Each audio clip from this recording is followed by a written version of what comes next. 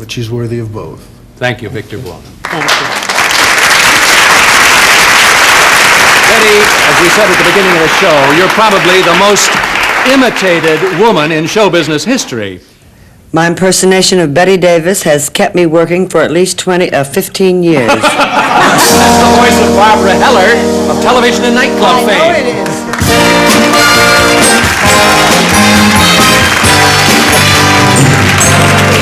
Barbara, has Betty ever seen you do your act? Yes, indeed. She's a wild audience, you know. Yes, she She really was is. marvelous. She's marvelous doing it. Well, she thank really you, is. because she's my favorite actress, always has been. I think I do impressions sort of subconsciously. You know, I've seen so many of her pictures, and I watch them over and over. It's sort of like I'm brainwashed with it. So, Well, She's the I'm most brilliant. As a special treat, would you do a little Yes. of your impersonation of Bette Davis?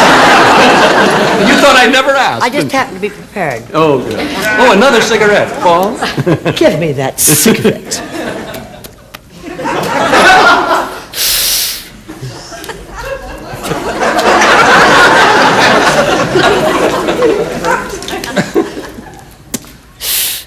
I should like to do a scene from one of my greatest pictures, but then aren't they all?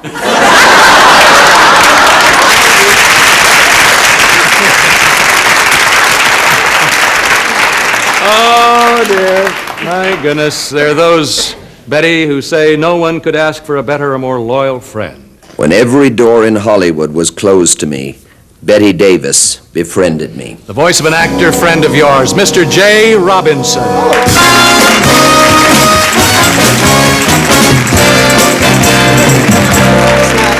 Jay, we know that in 1958 you were arrested on a narcotics violation. You spent 15 months in prison, and for many years your burden was unbearable.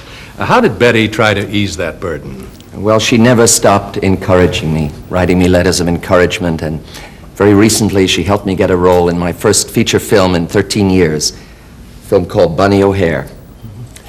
You know, Ralph, many years ago I played the part of the Emperor Caligula in the movie The Robe, and I watched that motion picture on a very small television set while in prison.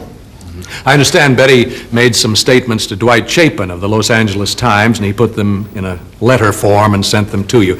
Would you mind reading some of the comments of that letter? I'd be happy to, Ralph. I first met J. Robinson in 1955, and not again until we worked on Bunny O'Hare. But whatever happened, I feel that it was his case, not ours, and the drug involvement was over in 1960. He is one of our very great actors, and having been told of his problems, I have only admiration for his having overcome them. He is in a fine position to encourage others. Jay never talked about what happened to him. I know he's been through his own private hell. I think we should forget about it.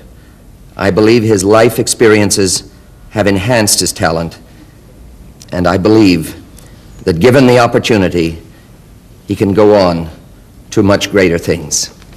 Bette Davis speaking for her fellow man. Thank you, J. Robinson.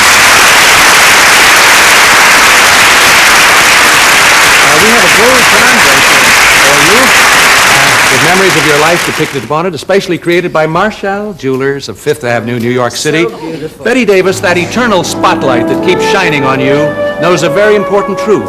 You supply its light. The world is your stage, and we're grateful to have that ticket of life that allows us to watch you perform. What you have given can only be returned with love. You're a legend in your own time. This is your life, Bette Davis. Thank you.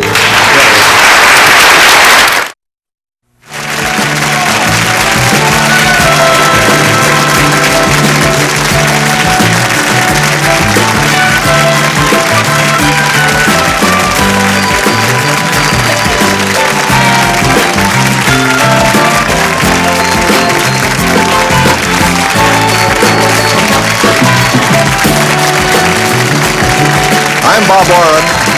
This Is Your Life is a Ralph Edwards production. All the travel arrangements for This Is Your Life were made by TWA. TWA 747, the ultimate in comfort and elegance. Somehow you feel more important on TWA.